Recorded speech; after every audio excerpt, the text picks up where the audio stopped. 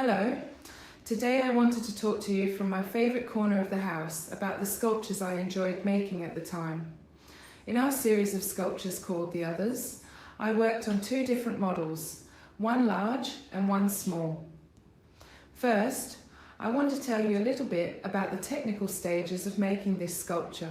I worked on these sculptures with clay and of course, there was a construction underneath. Subsequently, moulds were made of them. After the mould was taken, I had composite material poured and I had copper plating done over the composite material. The reason for doing the copper plating is because copper, as a material, essentially absorbs all the chemicals we use in the bronze patina and can react in the same way as bronze. Now, in these sculptures, on one of them, all the figures and faces are turned outward, while on the other, all the figures and the faces are turned inward. When you think a little about the others, those we otherize in our lives, many we consider as others, we see people in space.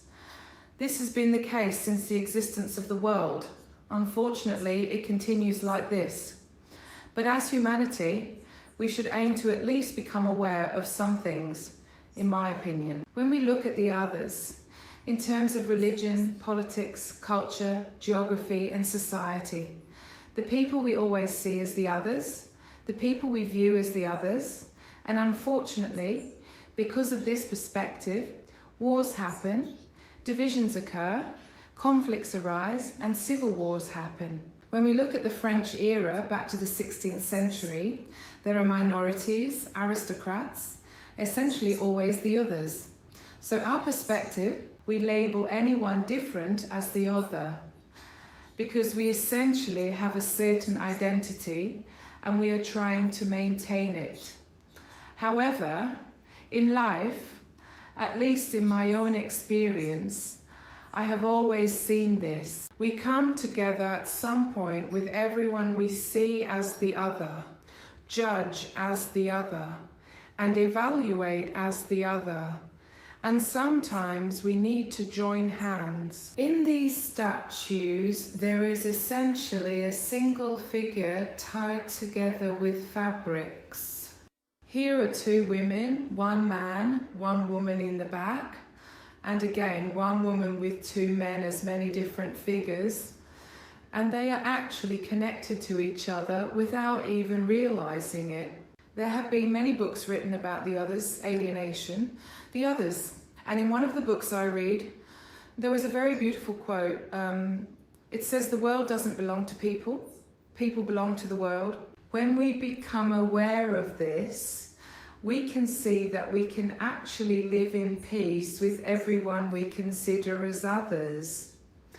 But unfortunately, because of class differences, to see ourselves as superior, as different, and perhaps to denigrate others due to the situations we refer to as those we have marginalized. Think about it. According to whom is it bad? According to whom is it good? According to whom is it right? And according to whom is it wrong?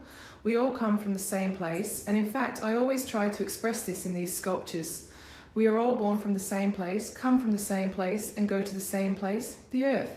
In this life process, we're living. Living in harmony and peace with the people around us is within our control. And one way or another, our paths inevitably cross at some point. Whether we like it or not, they intersect.